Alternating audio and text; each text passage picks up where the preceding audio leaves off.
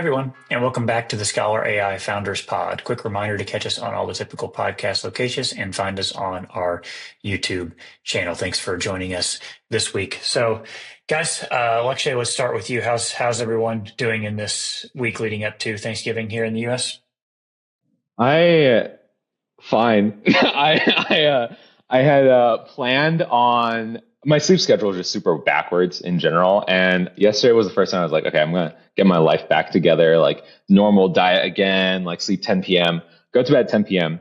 I'm just like stirring for like 3 straight hours, just laying in bed, just thinking about stuff. At which point I like text Damon, one other person on our team, just like a long message about like the plan for the next 3 weeks. Fine, whatever. 1 a.m. eventually fall asleep. Goal is like wake up at 9, 10 or something, get like a full 8, 9 hours.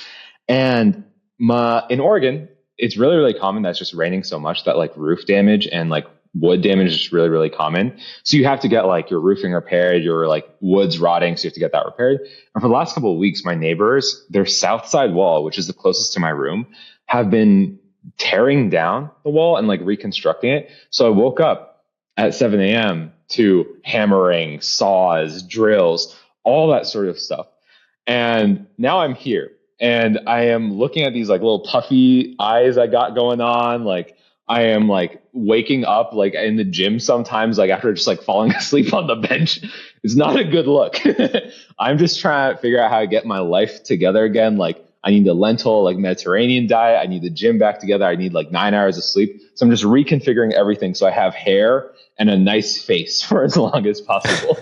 It's fine. Just burn through your 20s, make some money. And on the other side of it, there will be great plastic surgeons willing to fix all of your problems. Dude, but I don't know if the plastic surgeons can keep my nice curls, bro. That's the difficulty. My curls are nice. I got to preserve these for as long as possible. I feel like in 15 years of hair transplant tech, they're gonna have magic ready for you when it's time. I was trying to find the guy who did Elon's transplant. Have you seen the before and after?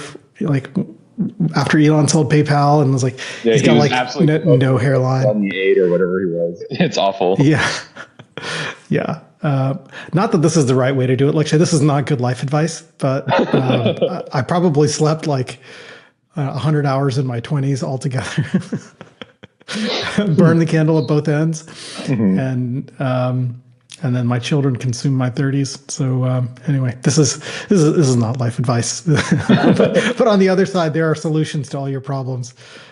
There's this TV show that like I haven't seen it, but it was like popular for like a little bit, like a couple of weeks ago. Like it's X-Men 87 or 97, so it's made to look like the old X-Men cartoons do, like super retro or whatever.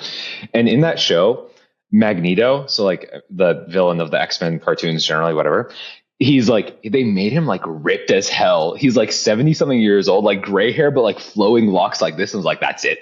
That's gotta be the destination. Everything I'm doing has to be oriented there. Like I want shoulders out here and I want flowing locks that just are gray and nice when I'm 60. That's everything. That's the end Bezos. Goal. You want to be Bezos with hair. Yeah, perfect. I got rockets and everything. Beautiful. That'd be awesome. Damon, how are you doing? Good. Yeah, we've been traveling a little bit, just trying to prepare everything for Thanksgiving. We're going to have a nice kind of quiet week, doing a little bit of work this week, and then going to slow things down a little bit for Thanksgiving and the Black Friday. So I'll get on this end. No, nothing interesting to report. I kind of tend to sleep like a baby, and independent of anything else going on. So all the banging and the sawing that you're referring to, I just ended up sleeping through most of that. So whether that's good or bad, I don't know, but I'm good at sleeping. Very good at that. Very nice. Congratulations, sir. Congrats on your achievements. Yeah. It's awesome. Great. Okay. Well, let's get into it. We got a couple things on the docket today I want to discuss. And in fact, kind of, on the theme of balancing, life, work, et cetera, I wanted to call attention to a report coming out of Australia, and there have been other governments speaking about this as well, but effectively putting a ban at either the state or federal level, depending on the municipality, of the age for social media. So the specific bill that I'm referencing right now would ban anyone under the age of 16 years old from using social media. And for the sake of this conversation, you can define social media however you want. If you want to use the large players, that's fine. Or if you want to extend to things like Reddit, Snapchat, et cetera, that's fine too. But Shashi, as the only one of us with kids and with children to think about and that kind of thing, I'm curious how this is landing for you, if you have kind of thoughts one way or the other. I went to a talk by a woman named Jean Twenge, who's professor at San Diego State. She's written several books, and one of the things she wrote was this book called Generations, which she was out talking about. And in this book, she talks about how tech has affected different generations and kind of our thinking and evolved our childhoods. And what she suggests in this is that social media has been particularly harmful for young girls, and that we as adults, as the parents of that generation, have to do our part in setting the example. She suggested in the talk that falling asleep is like landing a plane, that you don't do it all at once, and that you need to kind of go through the process of doing that, which is probably at least an hour away from technology and winding down. Could be reading, could be meditating, could be taking a bath or something like that, but some standard process you use to kind of cue your body toward sleep. And so one of the things she suggested was to have the social media age for children be 16 years old. And so I can see the logic as she explained it. It made a lot of sense in the developmental time where social media algorithms are designed to elicit a certain response from us. That response is designed to make us addicted to returning to those sites. On Instagram, it looks like everybody's on vacation at a beautiful place and looks, beautiful all the time. And it makes us think that is what we're supposed to look like, or the standard that we feel like we're constantly falling short of achieving.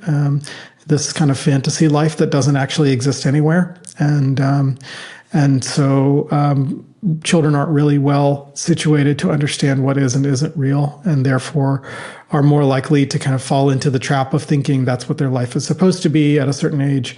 And if they fall short of that there's a great deal of depression that results in children on social media earlier than that age, as well as sleep deprivation, lots of other negative personal confidence side effects. So overall, I think this is a great movement. I would love for the United States to also enact this rule of 16 years old for social media. That the age of 13, that is the current standard quote unquote age, it's unenforced. Basically, if you're a 10-year-old or a 12-year-old and you click a button that says I'm 13 or older, then you're going to get access. So it's a basically unenforced rule. If we made the social media companies liable for serving anyone under 13, if we charge fines, for example, for that, then I think that would incentivize them to act in accordance with the current law. But I'd say the current law is insufficient at 13 and should probably be 16.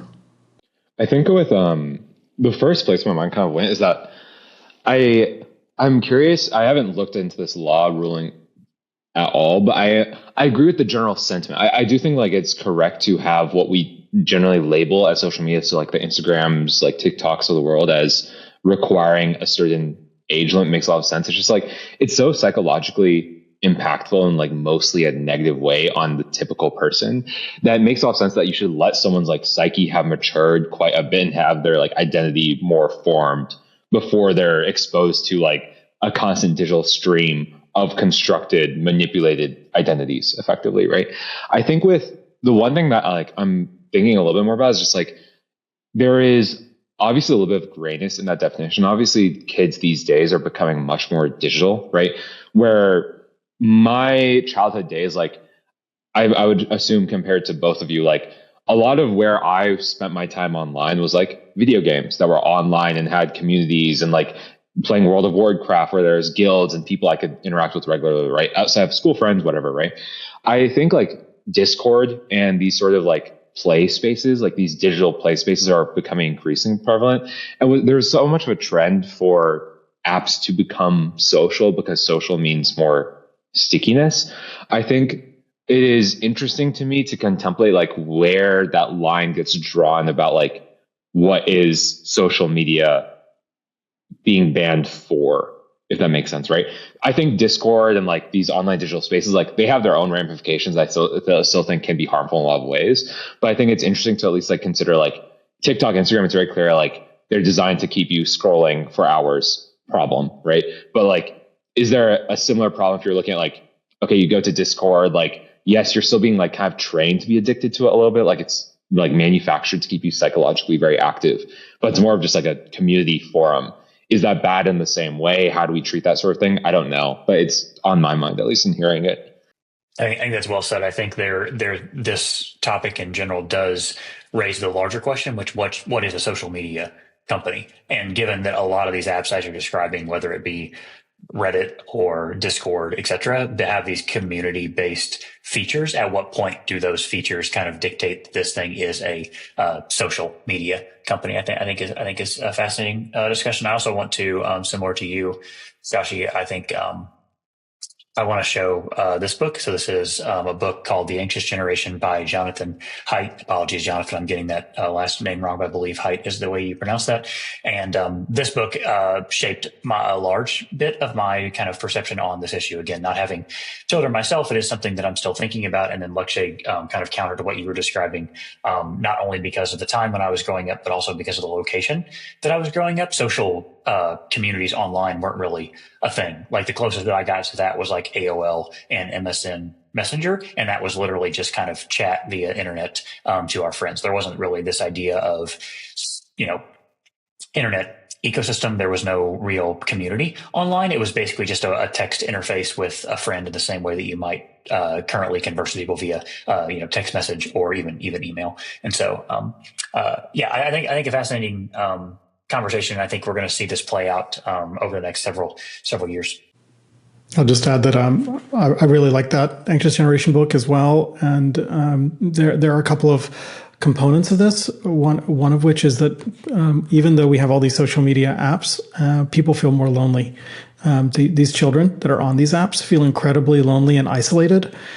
So that there is some mismatch between the words we're using to describe this, meaning social, because they are causing loneliness and they're causing the feeling of loneliness in these young people, particularly who are using it.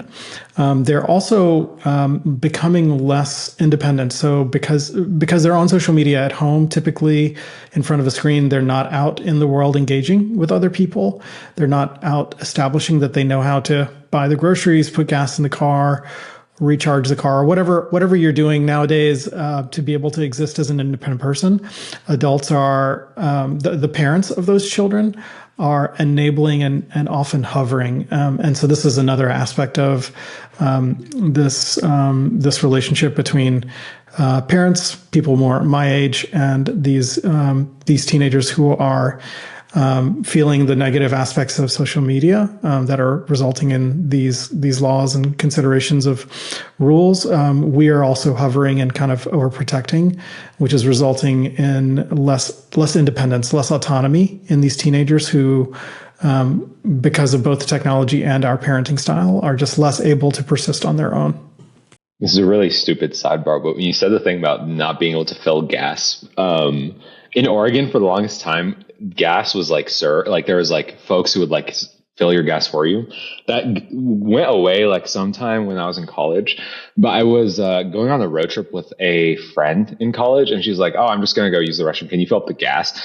I was stressed, dude. I was panicking. I put my card in. I put the gas in. I just like followed the motions of like, oh my God, what if I mess this up? And I took the nozzle out at the end of it, and like a little bit of gas fell. I'm like, I'm going to kill us both. This car is going to explode. I just sat there just like nervously for 5 minutes after we started driving. I was like, this might be my end. What have I done? And then, okay, you can spill up gas apparently, but that's my story. That's my anxious generation tale. And we have articulated the point exactly. That's hilarious. Oh, that's funny. Yeah, I've had this thought again, just kind of extending this tangent. Um, how many cars, like as the fraction of ownership of electric vehicles increases, how many kids are going to grow up without filling a vehicle, and then even further extending, and not to dive too much into this tangent, but how many kids and when will they stop driving? Like, how many generations do we think we are away from having human drivers? 1, 2, 3, 10? I'm not sure, but I think in all cases, yeah. Where I grew up, people also pumped gas for you, often for tips or just out of convenience. But I did spend many years filling up my own gas. The only potential danger, my wife would laugh at this. One time, I accidentally filled up our truck with it running, which is a major no-no. I did that on accident one time, just completely spaced and did that. So I was perfectly adequate at using the pump. It was the key that got me. So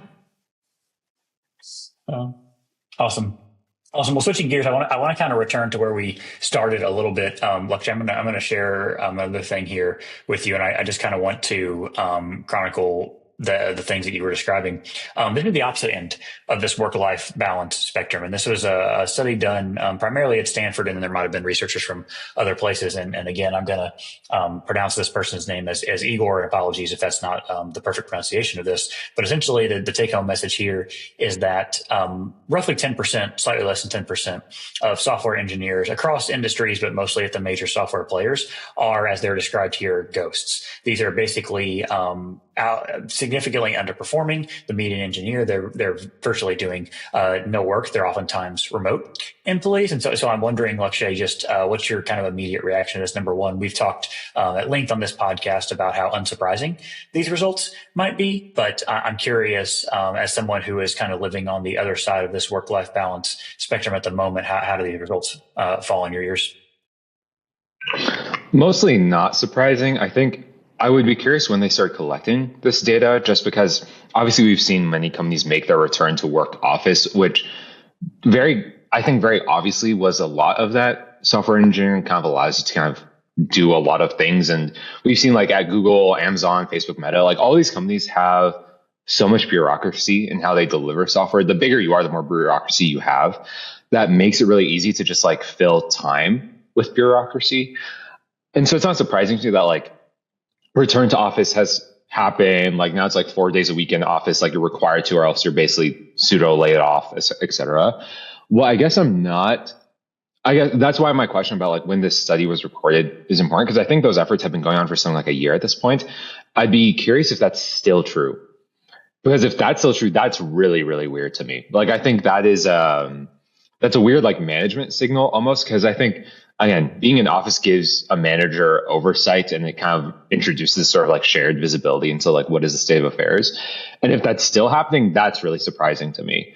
But if it's remote, it's completely explainable. Like, again, there's just so much that goes into like, we are a company that's large, has production size code. We can only ship stuff like once every like 3 years. How do you make yourself look busy? Plenty of ways, you know? And ultimately, like, I think Silicon Valley, Seattle, like just in general, like West Coast tech has grown up on this sort of like culture of like, it is supposed to be a lifestyle career that earns you a lot of money, and that is meant to be going away now, which is why like college students are struggling in CS degrees right now, because it's no longer just like a golden ticket to luxury. If you asked college students, if you go to even the best colleges and ask CS students, if you could get 3 full-time jobs, each paying $300K in Silicon Valley, and do effectively no work, lawn chair that thing for a few years and save a bunch of cash, would you do it? And if they were able to answer without kind of doxing themselves, I think they would all tell you, for the most part, they would tell you, yes, they would do it. Very few of them would say no to that.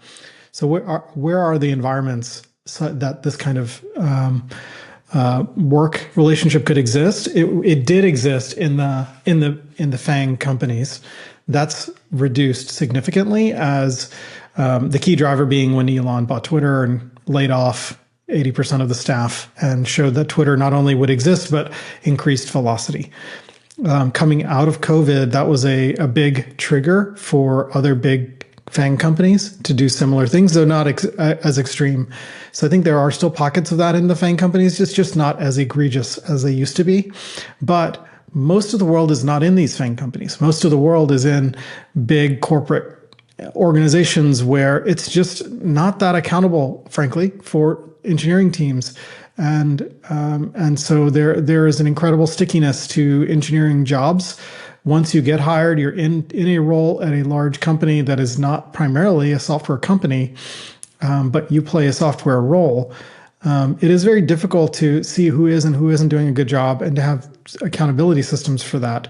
So chances are you can coast for a very long time. You can lawn chair for a very long time. And if you're able to do that in a remote or hybrid environment, you could do a couple of those probably and do very well. So I think a lot of these opportunities still exist. I think a lot of people are doing the lawn chair software engineering job. And some of them are doing multiple at the same time. And there's huge pockets of the economy where that is still possible.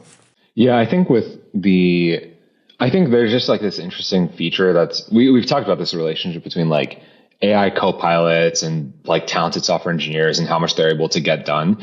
I think for the longest time, software engineering as just like a skill was treated as kind of more grand than I think it deserves to be.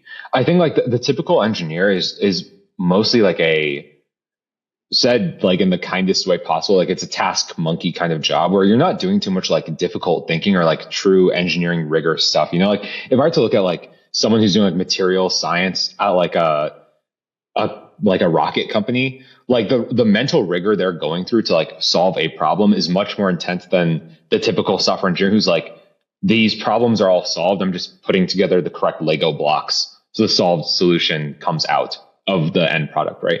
And so I think for the longest time, like it's been treated as a fairly low barrier to entry career that was very high upside just because tech companies have so much wealth to kind of pass around and incentivize on. But I think now software engineering, like if you looked at like folks who were in the 90s, like picking up software engineering, like the average talent of those people is much higher than the average talent of someone who's trying to get into software currently, I'd say, where like you're just required to like understand these systems at much deeper capacity. And I think we're kind of returning to that because the task monkey stuff is landing on AI now, right? Like the stuff that's truly valuable in engineering is like, how can you kind of like think super low level? If you work at a hedge fund, like every microsecond of how long your algorithm takes matters a lot, right? So you have to suddenly like come up with intuitive ways to organize your data, like call them in the correct structure, format them in a way that's super, super like latency minimizing. That ends up being like the difference between like a couple $100 million on like the course of a year, right? And that's where I think like the actual metal of CS comes out. Like that's like the actual intellectual rigor of it. I think for the last like 10, 20, not 20 years is too much, maybe like 10, 12 years, it hasn't been that. It's been like birth of like software, like I guess like Silicon Valley hype was like 2008 onwards, maybe like 2014, 15. And kind of after that point, it became luxury golden ticket job that didn't require that much intelligence to execute well on. I think those are all points are well stated. Just a quick comment, Lakshay, to the comment the question you asked earlier about when the data was collected. The paper was published in archive in September of this year. It doesn't. I couldn't find explicitly in the paper when I was reading it exactly when the data was collected and what time span the data was collected over. And so like you're capturing peak COVID versus kind of this return to office time. I think is a well stated question. I couldn't find those details in the paper on a quick skim, but they may exist. So relatively recent, but I do think you've correctly identified probably what is a coming tide change, especially there at the inflection point that is AI, in which a lot of these kind of pixel pushing jobs, as we've described them previously, problems with known solutions where it is just assembling these Lego blocks probably do get offloaded, and a lot of these previous computer scientists or software engineers are going to be hopefully engaging in some more thoughtful responses.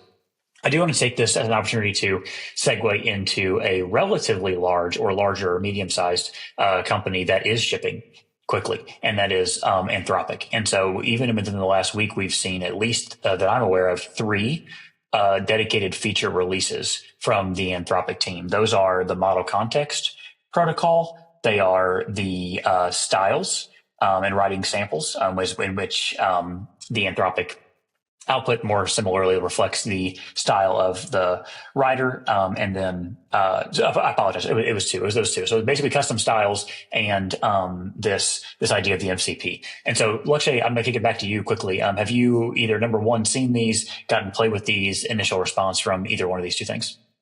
Yeah, so I tried the styles one because it's something we've talked about. So in talking to a lot of our users, like one thing that's come up time and time again is that they want to use ChatGPT to write, like removing the like plagiarism, ethical conversation to one side. Just in general, like folks want to be able to draft and write with ChatGPT. That's just true. But the problem is that ChatGPT writes in a format that is so clearly LLM generated, right?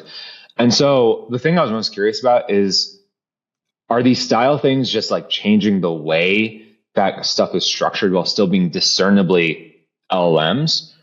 Or is it actually doing like what feels like a proper mimicry of the way I write? And so what I ended up providing I didn't provide anything scientific. I provided a, just like this like short story, I guess, that was like super narratively written, like really like absurd on like metaphors and throwing too much like almost like lyricism into like this stupid story about something really, really like juvenile, basically. And what it's doing in that case for the styles is it is analyzing your document. It's coming up with like a summary of what is that writing style, and then it generates its own novel example and puts that inside of the context of your prompts. So it's basically just like it's changing the prompt a little bit based on a singular document provide to then hopefully influence the way it's writing. I think that from what I can tell, people seem pretty satisfied with it. I think the challenge ultimately with LLMs and this issue of style is that, again, ultimately like these LLM systems are word predictors, right? You have 3 words in a line. The 4th word is the one that's the most likely to come after that. And so that's why, like, for example, when we saw like delve as like almost like a meme thing that like OpenAI was printing out all the time, that's because in a lot of those cases, just given the words it had been exposed to, delve would come up a lot. Yeah, exactly. With that in there, I don't know that the problem goes away because ultimately you are just changing the prompt. You're not changing the weighting of the word prediction. At least from Twitter, people seem pretty satisfied with it. And from what I could tell, I was working on something relatively, again, simple, like it's just like short story, like lyrical writing. And so it mimicked it. Like I was fine with it, but I also wasn't working with like a high standard for like this needs to look a certain way. So I'd be curious because we've toyed with that concept. Like we've talked to users and like writing in style is something that's come up time and time again. And so if it's not interesting enough, that's a signal that there is still something to build there. If that covers 90% of people or 90% of like the typical user, all of a sudden that's just like, okay, move onto a new problem. Yeah, Shashi, before we dive into the model context protocol, any immediate reaction to this styles feature release from Anthropic? It's great to see Anthropic continue to push forward the release schedule. OpenAI has continued to generally, though, in kind of stops and starts. I think we are, as we've been saying, I think we are heading toward the zeitgeist changing with regard to large language models. I think the feeling that is slowly starting to emerge and will become soon the consensus view is that large language models struggle with a lot of things. They're just not that good. I think that's what we're going to start to see people say. And so people are going to move from the large language models do everything to large language models do nothing. And that kind of swing of sentiment is coming no matter what the release cadence is, because ultimately all of these large language models are simply just modifying text. And if you have a job where that's the key function, if you're a lawyer, if you're a writer, that's great. The large language models are going to create functionality for you, which will steadily increase over time. But there's been a ton of money invested in large language models, and the hype and expectation from venture capitalists, from founders, is to do a lot and generate a lot of revenue and profit over the next few years. It's inevitably going to underwhelm on those financial metrics. But for writers, for people who are crafting written word, I would expect these features to continue to improve. Though that Delve example is a good one where it's still not to the point where it perfectly mimics the styling of a person. It's still a mean-seeking entity. It's an entity that seeks the mean of its training, and therefore it will produce an output that looks like the mean of its training. But all of that is to say, I think there's opportunity, but those opportunities will be niche, and the financial investments will probably be underwhelming in terms of returns, at least in the next few years.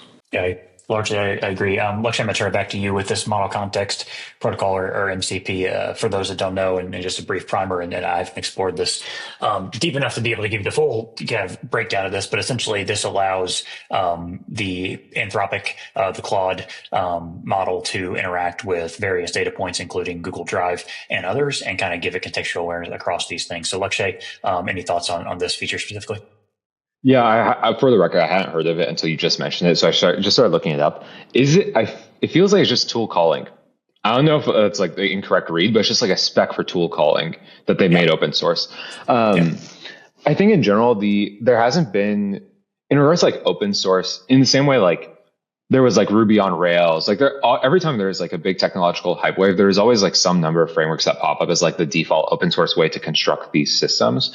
And for a while, it's been OpenAI's SDK, and I think rightly so. Their SDK is very, very good, and like the way that they have their call set up has become very regular across most LM providers, right? If you want to use Hugging Face, you still import OpenAI and you call OpenAI.chat completions. You just provide a Hugging Face endpoint, right?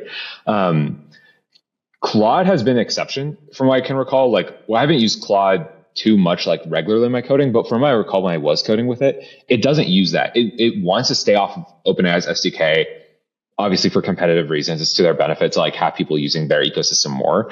So I can just imagine that this is just their beginning to maneuver into, you should be using our SDK over an OpenAI one, and hopefully being more embedded in like the open source ecosystem or the developer ecosystem in some way that we've talked about, like NVIDIA being super embedded, right? If folks are very comfortable building on top of Anthropic's SDK over OpenAI's, that gives them a kind of implicit foothold. And so we'll see. I do feel like they're kind of late, to be honest. Like, I think this will be beneficial for their app and like for the Anthropic thing is, but like LangChain is almost all exclusively on OpenAI open source SDK. OpenAI is obviously like probably still the most prominent chat like provider tool. So developers are using OpenAI. Hugging Face uses OpenAI SDK. I think it's fine. It makes sense as a maneuver. It's just super, super late. I think it could take off, but people have gotten used to building these tools in the way that OpenAI has defined these tools should be written.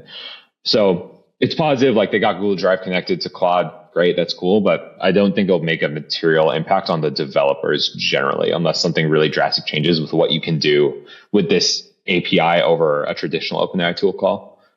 Mm-hmm. Mm-hmm. Josh, I want to ask a follow-up with respect to that, and then ask for a bit of speculation here. Do you think the emphasis on these feature releases signal maybe reinforced kind of, I don't know, justification that the model training and the progress of these large language models themselves is slowing down? Or do you think this is alternatively a consequence of, as these companies are exceedingly well funded, they have to build things other than just investing in the training of the model, and so they have designated teams that are to be building kind of features on the periphery of expanding model capabilities? We saw the burst of invention with the Google Brain paper, the attention is all you need paper, and the training data set of the Common Crawl. So that created sort of this burst of invention, the seed for this brand new environment around large language models.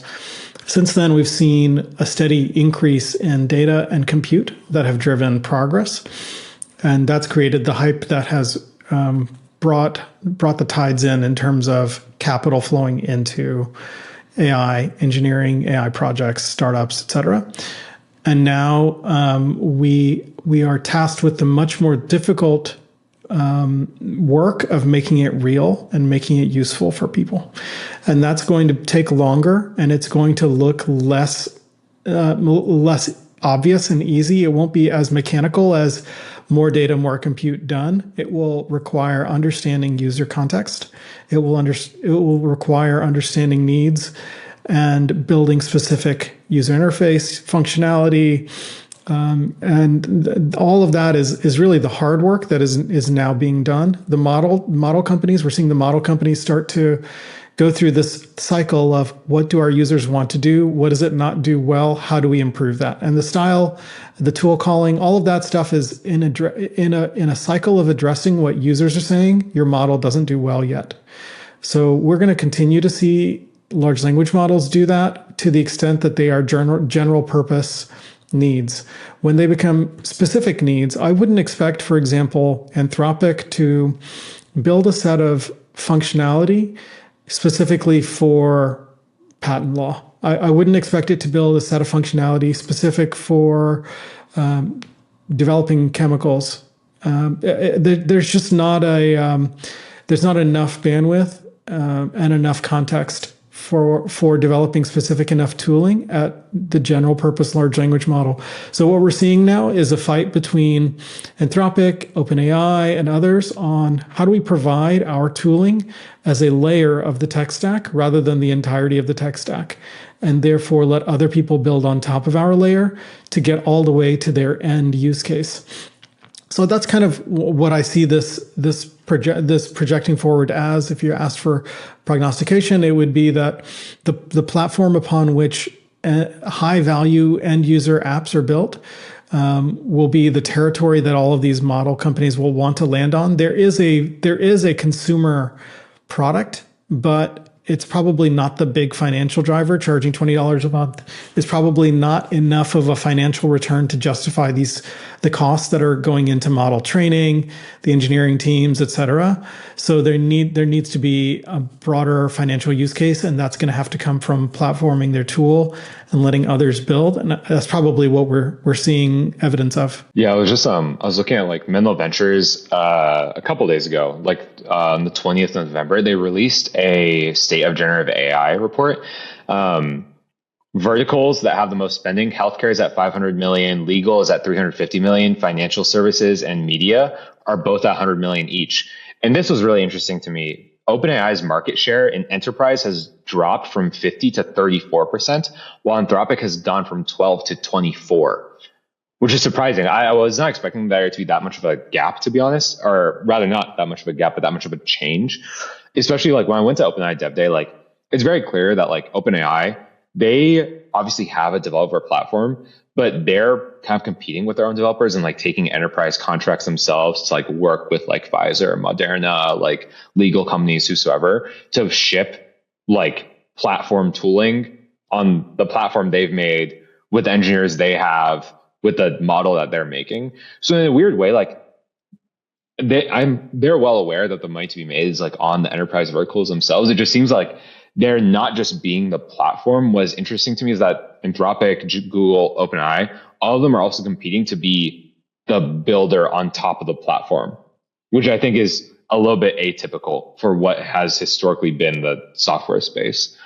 I think that's well said. And if I was to speculate to the reasons for that, I think that's because the paradigm for the economics around large language models is different to any other software we've seen before, meaning token costs, in which you kind of get this exponential increase in cost over time as input tokens go up, that kind of thing, to justify those costs. Whereas before, when things were, effectively database wrappers, the incremental cost of pulling extra data just simply didn't occur. And so the economics of $20 per month were much more feasible in the previous world, whereas $20 a month at the enterprise level or otherwise gets eaten up rather quickly for these token costs. So I just want to add a thought about training on data, which is OpenAI by default will train on prompts that you give it. So if you give it complex prompts about personal data, by default, OpenAI's policy is to train on that unless you're at the enterprise tier.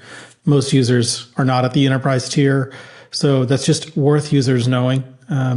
Claude by default will not train on your data. And I think, as Alexia, you mentioned kind of the increased market share from enterprise use cases. I would expect that this posture of trust that Anthropic is projecting versus the posture of kind of grab everything I can that OpenAI is projecting will win out.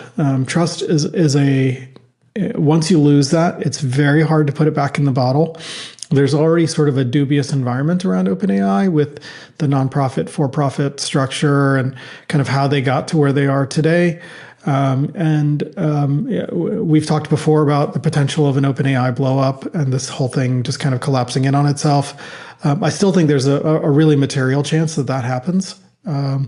And I think Zuck thinks that too, which is why Llama is really well positioned for enterprise use cases when all the models are at parity, which really they're pretty close. Sorry, all of these models are going to be really good, and it's going to be difficult to distinguish them from most use cases. When all the models are really good, and it becomes really easy to use Llama on your own servers, not worry about anybody having your training data. If you're an enterprise that cares very much about your moat and your advantage going forward to compete, that becomes a huge differentiator. So I think the delta between where we are now and that is really the middle tooling that makes Llama super easy to use on your own use case. When that happens, if like, for example, if Llama were to partner, if Amazon were to partner with Meta to make Llama super easy and useful, or to involve Databricks, for example, make the whole system super easy and useful for any engineering team to just start building with zero concern about losing access to your data when all the models are good, that's going to make the biggest difference. And I think OpenAI is frankly not positioned very well for that. Databricks is very explicitly trying to position themselves to do precisely that. Obviously, like every provider company or platform company is trying to ride the Gen AI hype to some capacity, but for the longest time, Databricks has been like a governance tool that then converted into like do your data stuff here. And like they had a Databricks summit. They have one every single year. And in that one, like all like we're talking about is like you can serve your models here. You can fine tune your models here. Your data is already here. Why wouldn't you just do it here anyway? They have like all these cookbooks for like, oh, LangChain, like, oh, you want a RAG app? Here's like a notebook you can follow, connect your data, spin up a model, host it with us, all with Llama, whatever have you. They're very clearly trying to go that way. And I think for big enterprises, I think Bedrock and like Amazon Bedrock and Databricks are competing. What I'm surprised by is that from the conversations I've had, there's still skepticism about even starting or getting value out of it just because of the financials of it. Like for example, like I have connections at a retail company that likes the idea of having a chatbot, but these chat sessions are $15 per user, and it all just concludes with like, hey, I'm buying a shoe for $60. The economics are super backwards because that shoe really realistically costs them like $3 to make, $10 to ship. Why are we doubling the cost of goods just so a user could talk to our product catalog of like 8 items? You know? And so it's interesting, like there's obviously so much hype there. I think like at the VP executive level, a lot of people are driving projects around it, but there's still a lot of skepticism about like, where is the value actually being delivered from? That's a big unknown still. I think it tees up a really nice discussion for next week on this idea of open source versus closed source, kind of freedom to operate, linked integrations, and et cetera, maybe even rounding it back out to centralized versus decentralized in the crypto conversations we left off with last week. So that's great for this week. Thanks, everybody, for joining us for this week's episode of the ScholarAI Founders Pod. And reminder to catch us next week on the podcast locations and on our YouTube channel. For those that celebrate, have a happy Thanksgiving and see you all next time. Happy Thanksgiving. See you guys.